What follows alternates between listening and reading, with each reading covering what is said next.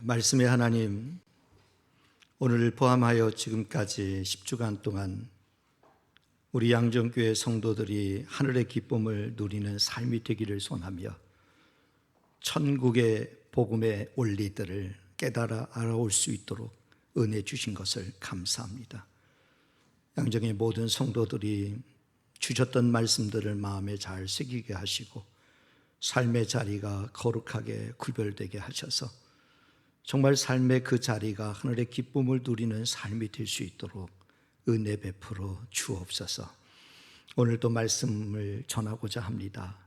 주님의 성령께서 강하게 역사하시고 이 자리에 마음이 뒤틀려져 있는 분들, 또 마음의 상처를 입은 분들, 또 여러 가지 인생이 뜻대로 되지 않아서 이렇게 저렇게 꼬여 있는 분들, 하나님 모두에게 평안으로 바꾸어 주시옵소서.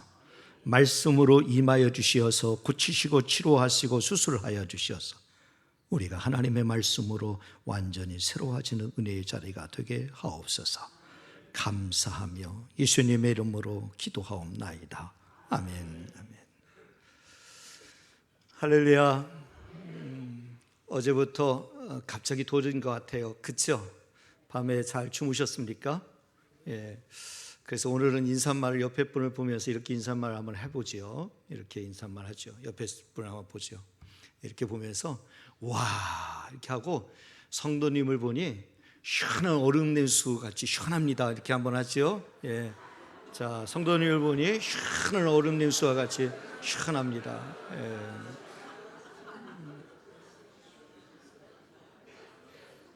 시원하죠. 성도님을 보니 가슴이 답답한 분 계세요? 막 열이 확 불끈 막 열이 나는. 사랑합니다. 축복합니다. 이 더운 날에 하나님 주시는 영적인 은혜로 말미암아 시원케 되시는 은혜가 있기를 주님의 이름으로 축복합니다. 오늘까지 10주간 동안에 천국의 복음의 비밀을 우리가 같이 함께 말씀으로 나누었습니다. 하늘의 기쁨을 누리는 교회, 하늘의 기쁨을 누리는 성도가 되려면 어떻게 해야 되는지를 이제 말씀을 나눴는데, 오늘 마지막 예수님께서 하신 그 그물 비유를 통해서 마지막으로 우리가 함께 말씀을 나누려고 합니다. 천국은 하나님의 나라는 어떻게 완성되는 것인가 하는 거예요. 하나님의 나라는 어떻게 완성될 것인가. 이것이 오늘 이 그물 비유를 통해서 우리에게 주시는 아주 중요한 영적인 도전입니다. 이 말씀을 우리가 함께 나눌 때에 여러분들에게 큰 은혜의 시간이 되시기를 주님의 이름으로 축복합니다. 예수님의 주된 사역의 장소는 거의 대부분 갈릴리 호수를 중심으로 해서 예수님의 주된 사역이 펼쳐지게 됩니다.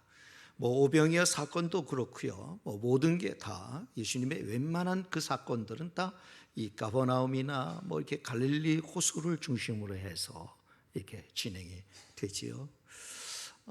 그러니까 늘상 예수님께서 오늘 또 이렇게 이 그물을 쳐서 이 물고기를 잡는 이 내용들을 이렇게 비유를 들었던 것도 어떤 생소한 어떤 내용을 갖고 이야기하는 것이 아니라 그 당시에 많은 사람들에게, 그리고 예수님도 역시 그 광경을 많이 보셨을 거예요. 그 갈릴리 호수를 중심으로 해서 제 기억으로는 갈릴리 호수 전체를 둘레를 돌면 54km가 되는 걸로 알고 있어요. 정확한지 모르겠어요. 그것도 따져서 또 묻는 분들이 있는데, 그건 중요하진 않아요. 어쨌든 그 정도가 어마어마한 사이즈죠. 가보시면 아시겠지만 갈릴리 호수는 굉장히 바다와 같습니다. 바다와 같아요. 그렇게 어마어마해요. 그러니까 그 주변을 중심으로 해서 이제 사역이 진행이 되는데, 예수님 자신도 그런 광경들, 어부들이 그물을 쳐서 물고기를 잡아 올리고, 그래서 이렇게 물고기를 분류하고 하는 일들, 또 그물을 터는 일들, 늘상 다반사가 늘 그런 모습들을 보았겠지요. 그리고 역시 그 당시에 많은 사람들도 역시 흔하게 익숙하게 보던 광경이 그런 광경이 생소하지 않아요. 낯설지 않아요. 이들에게 있어서는 어쩌면 당연히 어떤 익숙한 광경이란 말이죠. 그런데 그 익숙한 광경을 가지고 비유를 들어서 그 천국에 대한 말씀을 예수님께서 하시는 내용이 오늘 본문에 나오고 있습니다. 그러니까 예를 들면 이런 거죠. 우리 대한민국 사람들에게 만약에 이 비유를 든다면 어떤 비유를 들 수 있을까? 저는 이렇게 생각을 해보니까 그렇게 많지는 않은데 요즘 이제 특별히 신경 쓰는 것이 뭐냐면 재활용 있잖아요. 재활용. 그래서 이 재활용이 어느 것은 재활용이 될 것인가, 어느 것은 그냥 버려도 되는 것인가. 전혀 이게 유용하게 재활용돼서 쓰여질 수 있는 것들도 있지만 유용하지 않게 굳이 가지고 있어도 쓰레기밖에 되지 않는 것들이 있단 말이에요. 이런 어떤 분류의 작업들을 가지고 설명할 수 있지 않을까, 이런 생각도 가져봅니다. 어쨌든 오늘 이 비유를 통해서 하나님이 우리에게 주시는 영적인 교훈은 뭘까? 그것을 여러분과 함께 좀 말씀을 좀 나누도록 할게요. 한 세 가지 측면에서 여러분들과 한번 먼저 간단히 이야기를 하면서 그 내용의 그 흐름들을 가지고 여러분과 함께 깊이 한번 말씀을 나눠보도록 하겠습니다. 첫 번째 우리에게 도전하는 것은 우리가 감당해야 될 사명이 있다는 거죠. 우리가 감당해야 될 사명이 있어요. 그것이 뭐냐면 큰 그물로 물고기를 잡으라 하는 거예요. 우선 바다가 필요하죠. 바다가 필요하고 그 바다에 나아가서 어떻게 해요? 그물을 펼치는 게 필요하죠. 물고기를 잡기 위해서는 반드시 해야 될 일이 있는 거잖아요. 이런 일은 하지 않으면 물고기를 잡을 수 없는 거잖아요. 물고기를 잡기 위해서는 반드시 큰 바다로 나아가서 그물을 펼치는 거예요. 그런데 여기서 이 그물이라고 하는 것이 나오는데, 이 그물 large drag net라고 해요. drag net. 그러니까 뭐냐면 이렇게 대용량으로 이렇게 물고기를 대용량으로 이렇게 잡아 이렇게 끌어들일 수 있는 그물을 가리켜 말하는 거예요. 그러니까 우리가 흔히 냇가에서 잡는 쪽대 같은 이렇게 조그만 이런 그물을 얘기하는 게 아니라 지금 여기서 이야기하는 이 그물은 큰 바다에서 대용량으로 이렇게 그물을 쫙 펴서 저인망 그물 이런 거 얘기하잖아요. 그런 것처럼 이렇게 그물을 펼쳐가지고 쭉 끌고 가가지고 이렇게 고기를 잡는 거죠. 그러면 생각해 보세요. 어마어마하게 요 인근에 보면 이 기장 멸치가 유명한데 이 기장 멸치를 이렇게 이렇게 끌어올 때 그물 끌어오는 거 보면 아주 신기하더라고요. 한참 동안 구경한 적이 있는데 어마어마한 양을 이렇게 멸치들을 막 끌어올리더라고요. 수많은 어부들이, 수많은 분들이 같이 그물을 이렇게 당기면서 박자에 맞춰서 이렇게 끌어올리더라고요. 그런데 그 어마어마한 것들을 이렇게 잡는 것처럼 마치 이렇게 큰 그물을 이렇게 쫙 내려가지고 쫙 끌어가지고 그 고기를 잡는 이런 모습입니다. 이것을 무엇을 이야기할까요?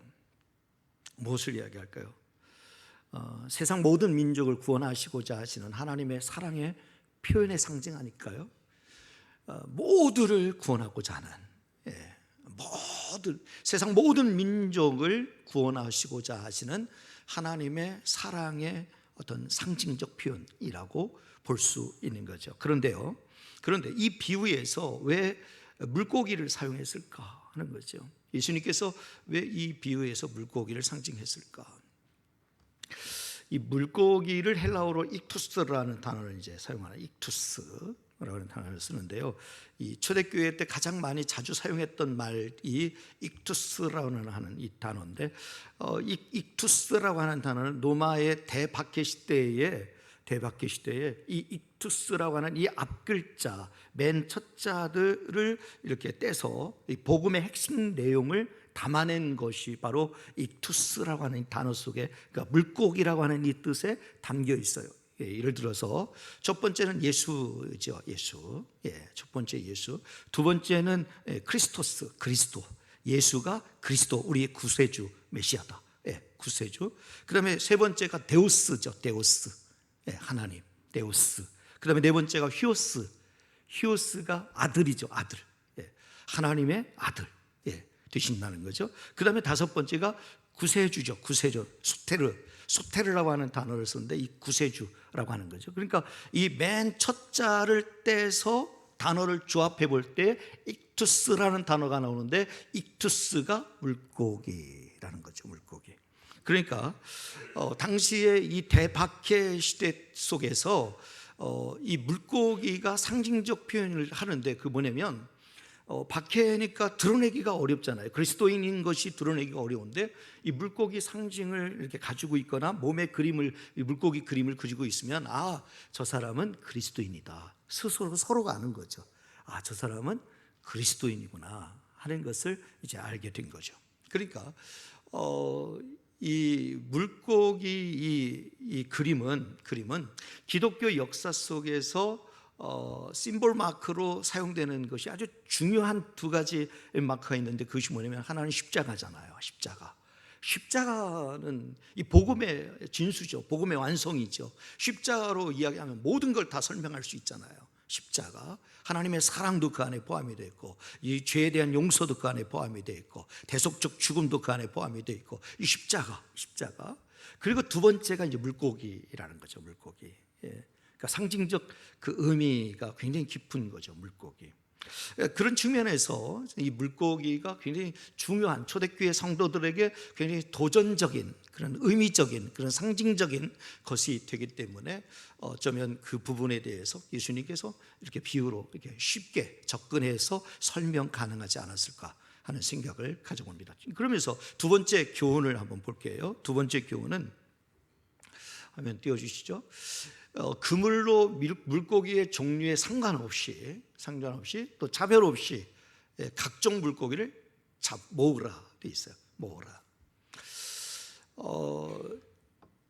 그 물고기의 종류가 뭐냐?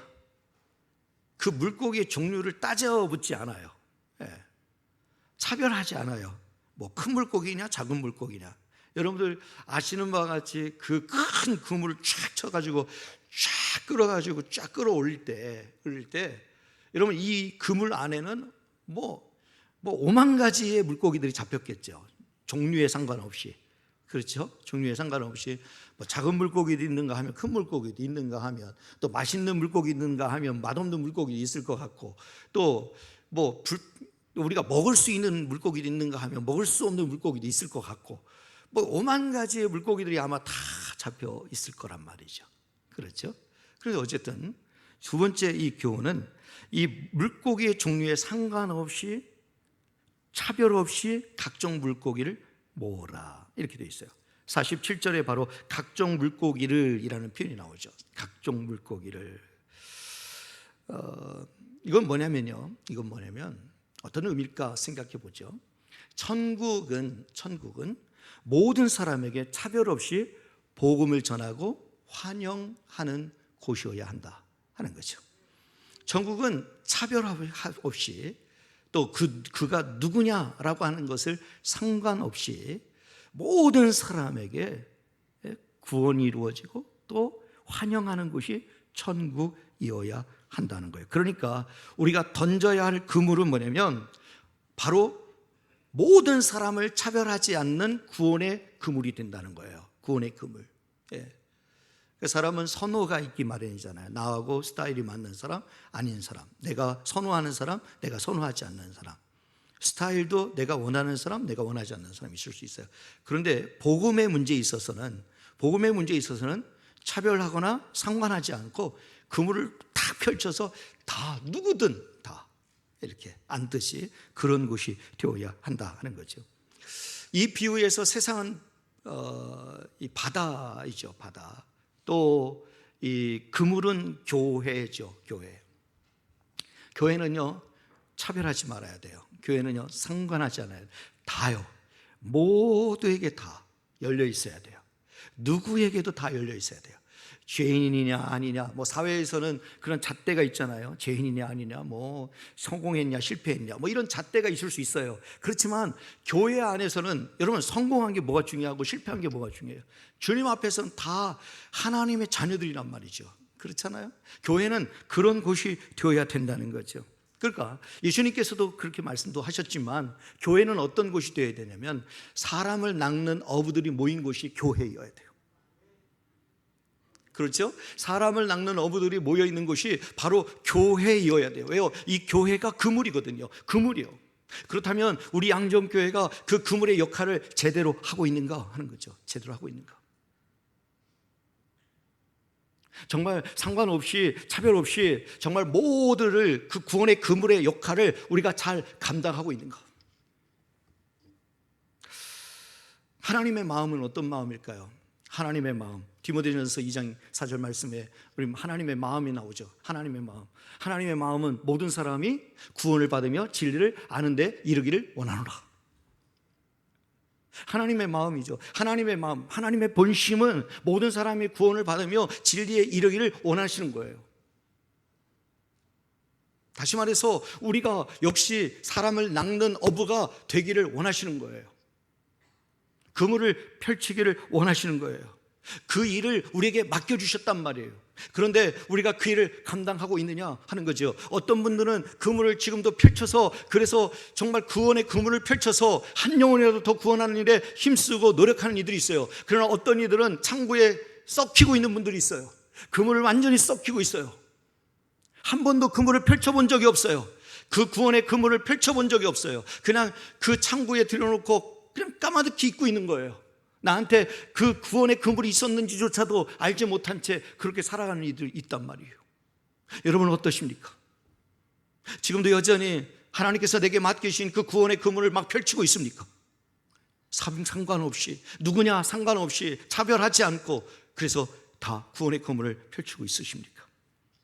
이것이 두 번째 주는 영적인 교훈이라고 생각하고, 그러면 세 번째 영적인 교훈은, 저는 이것이 굉장히 중요하다고 생각해요. 우리 성도들에게 있어서 반드시 꼭 기억해야 될 것이 저는 이것이라고 생각해요. 뭐냐면 그물에서 좋은 것과 못된 것을 분류할 때가 반드시 온다는 사실을 알라는 거예요. 여러분 꼭 기억하세요. 꼭 기억하세요. 우리는 좋은 것과 못된 것을 분류할 때가 반드시 온다는 사실을 기억하라는 거예요. 48절 말씀 우리 같이 한번 읽어볼까요? 함께 읽겠습니다. 시작. 그물에 가득함에 물가로 끌어내고 앉아서 좋은 것은 그릇에 담고 못된 것은 내버리느니라. 우선 그물에 가득 담았어요. 그물에 가득 담았어요. 그런데 그것을 물가로 끌어내고 앉았어. 그래서 좋은 것은 그릇에 담고 못된 것은 내버리느니라. 이렇게 이야기를 하고 있어요. 유대인들은 이 물고기를 잡게 되면 바로 집으로 간 것이 아니라 그 그물을 이제 안에 있었던 그것들을, 그 물고기들을 분류하는 작업을 하잖아요. 그 호숫가에 앉아서 분류를 하죠. 분류를, 먹을 수 있는 물고기와 먹을 수 없는 물고기를 이제 분류를 한단 말이에요. 여러분 우리 같으면요, 이 분류할 때의 기준을 한번 생각해 볼게요. 우리 같으면 분류할 때의 기준은 이것이 상품이 될까 안 될까?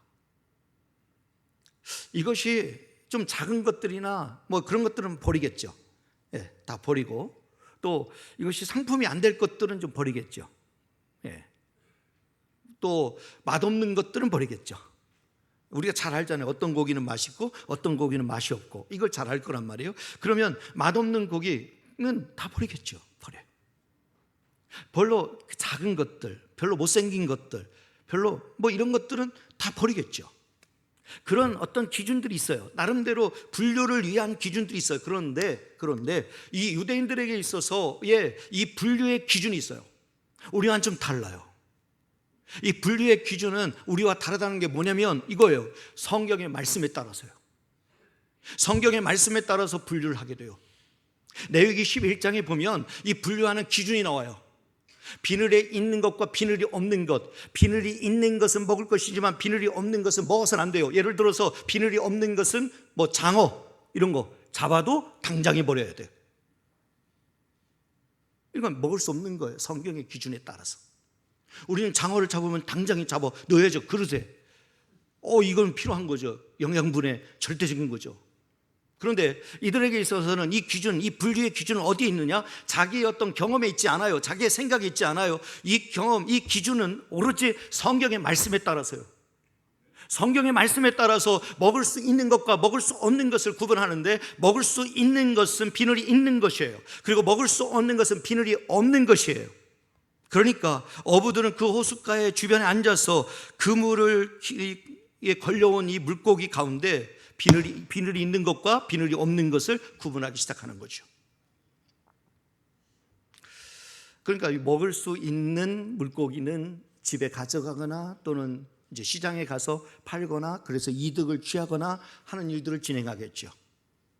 그런데 먹을 수 없는 이 물고기들은 어떻게 해요? 던지는 거죠. 다 던져버리는 거. 호숫가에 다시 던져버리는 거죠. 이런 모습들을 보면서, 이런 모습들은 당시 이 사람들에게 있어서 결코 생소하지 않아요. 낯설지 않아요. 그냥 흔히 볼 수 있는 일들이에요.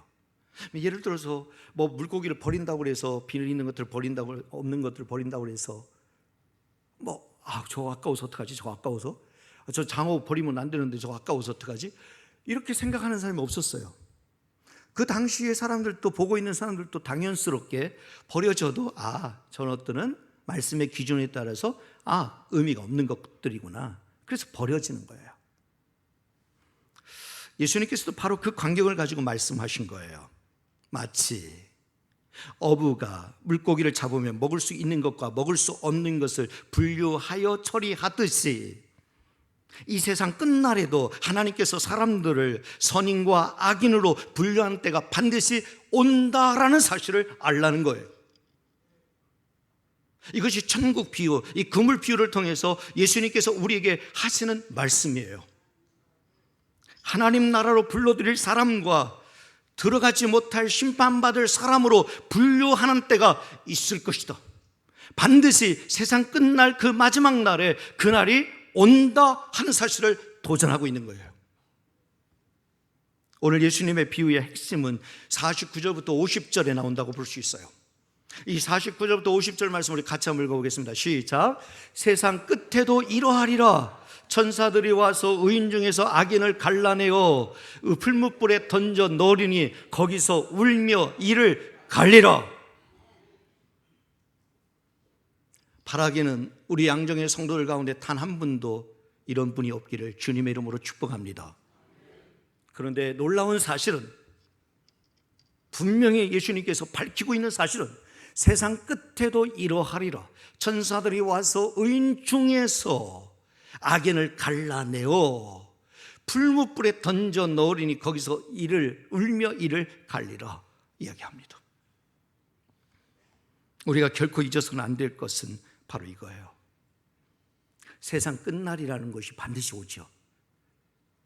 세상 끝날에 의인과 악인을 구별하는 심판의 때가 있다는 거예요. 이거 잊어서는 안 돼요. 이거 결코 잊어서는 안 돼요. 반드시 기억하라는 거예요. 의인과 악인을 분류하는 때가 반드시 온다. 우리가 알다시피 이 좋은 물고기는 의인이에요. 천국으로.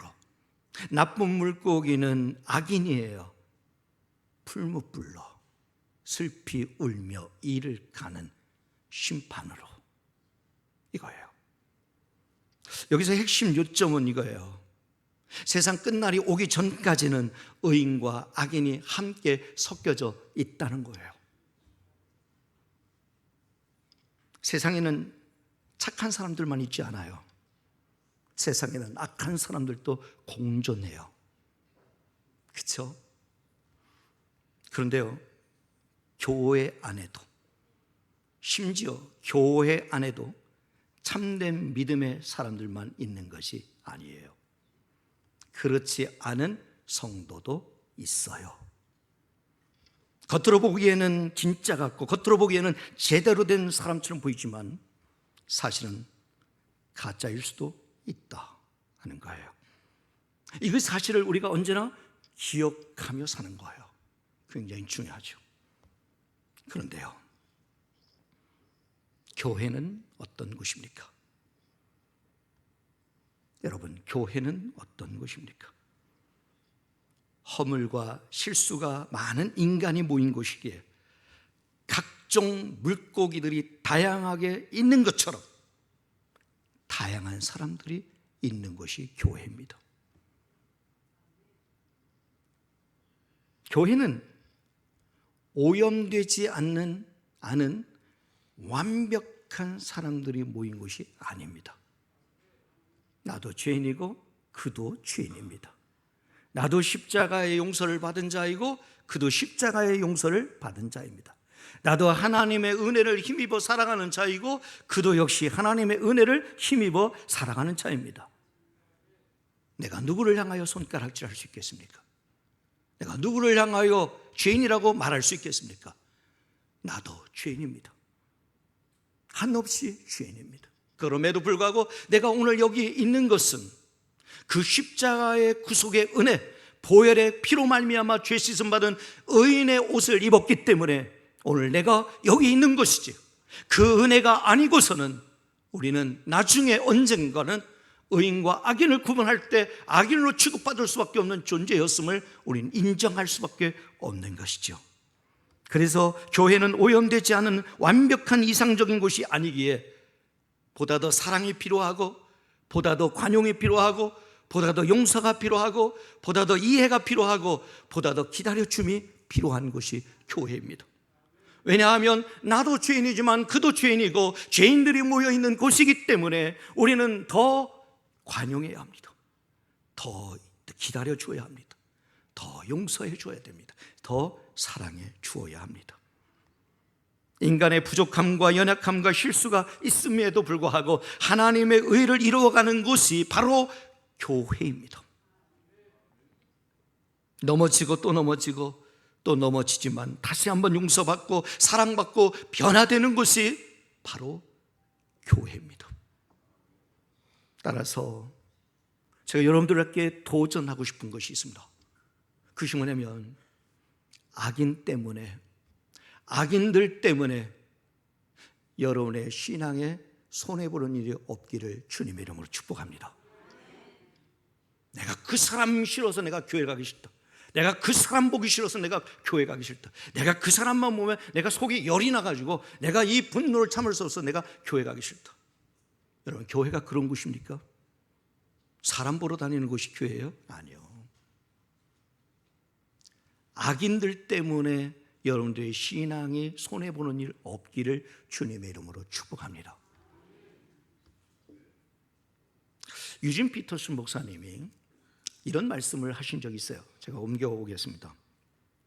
낚싯배가 있는데 낚싯배가 이 바다 위를 항해해 갈 때에 그 낚싯배에는 항상 이 갈매기들이 떠 있는 거예요. 막 갈매기들이 따라오잖아요. 막 갈매기들이 따라다니는데 그때 그런 얘기를 해요. 그 갈매기 떼가 그 배에 속해 있는 것이 아니듯이 교회 안에 가짜 성도들이 들어와 있다고 해서 그 가짜 성도들이 교회의 구성원일 수는 없다는 이야기를 합니다. 우리가 정말 좋고 완벽한 교회를 만들었으면 좋겠지만 그것은 쉽지 않습니다. 이상적으로 꿈꾸는 교회가 있어요. 야, 우리 양지교회는 이런 교회가 됐으면 좋겠다. 야, 우리 양지교회는 진짜 하나님이 찾으시는 천국 같은 정말 놀라운 하나님 완벽한 교회였으면 좋겠다라고 이상적으로 꿈꾸는 교회가 있지만 그럼에도 불구하고 그것이 가능하냐는 거예요. 솔직히 그게 가능합니까? 저도 부족한 사람이고 여러분도 부족한 사람이고 저도 죄인이고 여러분도 죄인인데 그렇게 이상적으로 꿈꾸는 정말 완벽한 하나도 부족함이 없는 이야 정말 꿈꾸는 그런 교회 쉽겠습니까? 언제쯤이면 이것이 해결될까요? 성경은 말씀해 주고 있는 거예요. 세상 끝날 마지막 날에 하나님 앞에 가서 이 모든 것이 해결된다는 겁니다.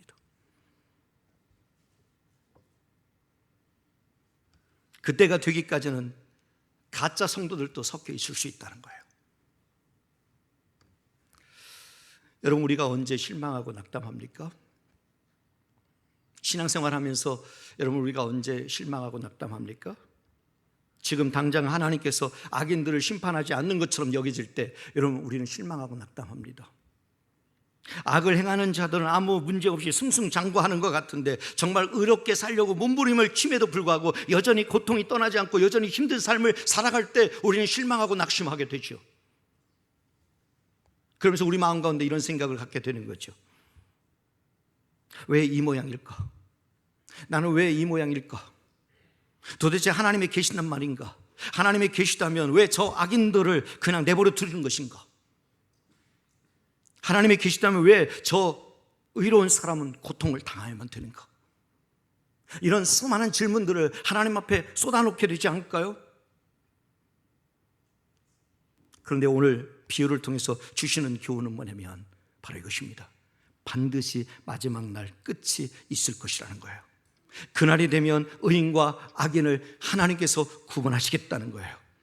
의인은 하나님의 나라로, 악인은 심판의 자리로. 그래서 결국은 풀무불에 던져져 이를 갈며 슬피 우는 때가 찾아올 것이다 얘기하는 거예요. 그러나 이 사실을 기억하면서 아직 우리들에게 기회가 남아있을 때, 그 마지막 때가 다가오기 전에, 그날이 다가오기 전에 지금이라도 회개하고 하나님이 원하시는 삶으로 살아갈 것을 도전하는 것이 오늘 비유의 핵심입니다. 늦지 않았습니다. 그날이 오기 전에, 그날이 다가오기 전에 이제라도 멈추고, 이제라도 눈물을 흘리며 회개의 눈물을 흘리며 하나님 앞에 납작 엎드려서 주님이 죄를 용서하여 주옵소서, 하나님의 긍휼과 자비를 베풀어 주옵소서. 의인된 자격이 없는 자이지만 보혈의 피를 덧입어 오늘도 그 은혜 가운데 사는 자임을 깨닫게 하옵소서.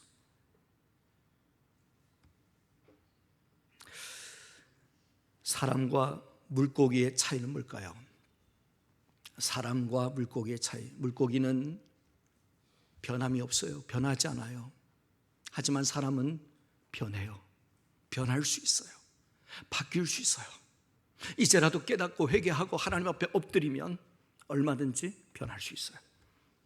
삭개오가 변하여 하나님의 자녀된 영광을 누렸던 것처럼, 그 흉측한 사울이 변하여 복음의 사역자였던 사도 바울이 될 수 있었던 것처럼, 이제라도 회개하고 하나님 앞에 믿음으로 제대로 살아간다면 희망이 있다는 것을 알려주시면서 저와 여러분들을 이 영광의 자리로 초대하고 있는 것입니다. 사랑하는 여러분, 이제 천국 비밀을 깨달아 알았습니다. 강단을 통해서 10주간 동안 이 천국의 비밀을 함께 말씀을 나누었습니다. 도전해 주신 말씀을 마음에 새기고 계속적으로 반복하여 주셨던 말씀은 이제라도 늦지 않았다는 겁니다. 지금이라도 멈추라는 것입니다. 악한 일을 도모하고 악한 일을 꾸미고 악한 일을 진행하는 일들을 지금이라도 멈추라는 것입니다. 그리고 회개하고 눈물로 기도하면서 하나님의 의의 옷을 입으라는 것입니다. 그래야 우리에게 희망이 있습니다. 만약에 그러지 않고 계속 하던 악한 일을 진행하면 풀무불에 던져져 슬피 울며 이를 가는 때가 올 것입니다. 사랑하는 양정의 성도 여러분, 결단은 내가 해야 합니다. 바로 지금 당장. 이 순간이 지나고 나면 더 이상 어떤 기회도 주어지지 아니할 때가 갑자기 다가옵니다. 영혼을 결정하는 이 기회를 놓치면 죽음의 오차도 없이 엄격한 분리의 시간은 찾아올 것입니다. 여러분, 하나님 나라 여행의 마지막 종착역은 어디가 될 것이라고 생각합니까? 하나님 나라의 여행의 종착역, 여러분은 어디가 될 것이라고 생각하세요? 지옥입니까? 천국입니까? 당연히 마땅히 우리의 최종 종착역은 천국이어야 합니다. 만약 지옥이라면 풀무불에 던져져 거기서 울며 이를 갈게 되는 것입니다. 오늘 성경은 가르쳐주고 있습니다. 지옥은 우는 곳입니다. 슬피 우는 곳입니다. 슬픈 일도 많고 후회함도 많으니 울지 않을 수 없는 눈물이 있는 곳이 지옥임을 가르쳐 줍니다. 지옥은 이를 가는 곳입니다. 원망과 후회만 가득한 곳이 지옥입니다. 내가 진작에 깨달을 걸, 내가 진작에 뉘우칠 걸, 진작에 하나님 앞에 엎드릴 걸, 진작에 회개할 걸, 회개의 눈물을 흘릴 걸, 그 원망과 후회, 그리고 한과 증오로 마음을 부글부글 끓어가는 곳이 지옥입니다. 바라기는 우리 양정의 모든 성도들이 하나님 나라의 여행의 끝은 영원한 도성인 천국이 되시기를 주님의 이름으로 축복합니다. 기도하겠습니다.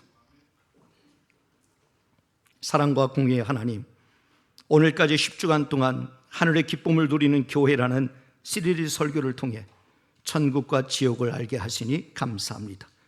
악인의 형통을 부러워하지 않게 하시고 좁고 힘들고 어렵지만 영원한 생명의 길을 선택하게 하시고 모든 사람이 구원을 받고 진리를 알길 원하시는 주님의 뜻에 따라 아직도 천국과 지옥을 알지 못하는 이들에게 담대히 복음 전파하여 세상 끝날 날에 악인으로 구분되지 않게 하여 주옵소서. 우리가 사랑하는 이들 중에는 마지막에 풀무불에 던져져 슬피 울며 이를 가는 불행한 이가 없게 하여 주옵소서. 우리가 걸어가는 하나님 나라 여행길은 쉽지 않겠지만 그 길이 영광의 길, 기쁨의 길이 되게 하시어 우리 양정의 모든 성도들의 하나님 나라 여행의 끝은 영원한 도성인 천국이게 하옵소서. 감사하며 우리 구주 예수 그리스도 이름으로 기도드립니다. 아멘.